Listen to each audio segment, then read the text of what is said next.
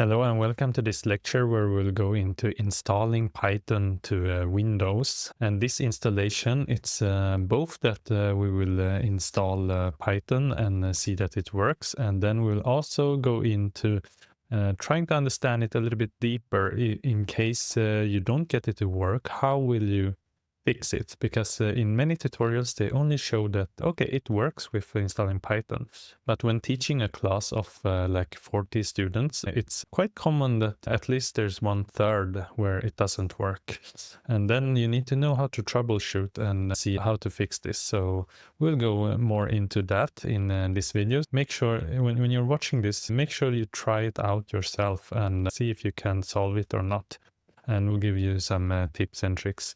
So I will go into my Windows machine. So here I am in my Windows machine. So I've just gone into the browser and searched for Python. First of all, we won't install 3.13, which is the newest. We will not install it, okay? We will pick the one that is, or there's actually 3.14 also, but it's a pre-release.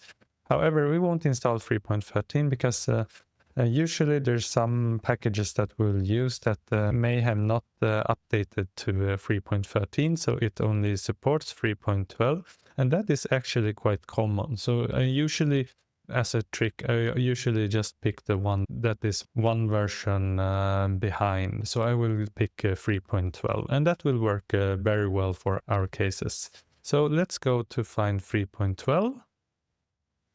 So here you see there's a 3.12 here, and then there's 3.13, right? And here there's 3.12 as well. So 3.12.8, yes, this is the newest one for 3.12 for when I'm recording this video. So I'll just download this one, clicking this one. Okay, 3.12.8, and then scrolling down. And we can see there's a lot of files here that you can download. Let's go into it. For me, it's 64-bit and probably for you as well. And you should know which you can pick. And in Windows, it's this one. And for Mac, it's this one. So I'll just pick this one. And it says recommended as well. So Windows 64-bit, click here. And it says it downloads it. So I open it up. And it's opening up in the downloads folder. And then just double click this one. Okay, so here you have install Python 3.12, and a lot of people just click install now. Don't do that. You have to check this one. Add python.exe to path. And also do this. This is also quite good. Use admin privileges when installing py.exe. Tick these two and then install now. You don't need to do custom installation. Install now.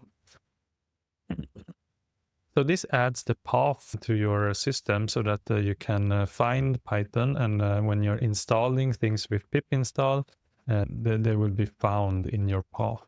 This is very important, but there might be some issues if, for example, you already have another Python version installed from Windows apps, and it might be a problem with the paths. So we need to check the paths ourselves later on to make sure that it works. So I will teach you how to do that. It says that, okay, changes your machine configuration to allow programs, including Python, to bypass a 260 character max path limitation. So there's a max path limitation in Windows system, which is 260 characters. I will disable path length limit for my Python installations. This is quite important. So click this one. Yes, so I'm allowing it. That means that when I'm installing Python and other packages with pip install, then it will bypass this path length. Okay, close it. Perfectly. And now I'll just check if I'm going into my command line tools, for example, PowerShell. Yes, searching for PowerShell, Windows PowerShell. And in PowerShell, I should be able to write Python, and it works. Python 3.12.8. Yes, cool. And then I will quit this. And now, as I have Python, I'll check that I have pip, the pip -- version. Yes, I have pip. That is, so when you have both Python and pip, then everything should be configured correctly. So let's try to use pip. I will install my pip install UV, because UV is the package manager I will use for virtual environments. So this is very important. We'll install it globally. Most of the programs or packages we won't install globally. We will use it locally, or we'll use it inside of virtual environments. So now I've installed UV globally. So we check UV that it works. Yes, it works perfectly. This is how it should look like when it works. So clear. Now I will open LS to see where I am, or list all the files. I will go into documents like this. LS, I have nothing here. I will just make a test directory. So I'm creating a test folder, and then I will go into this folder, cd test. And here I will do UV-venv. So now I've created a virtual environment inside of this test folder. So if I do ls-a, then I will see, oh, I don't have ls, right? In PowerShell. It's actually there. Yeah, exactly. If you're using git bash, you should be able to do ls.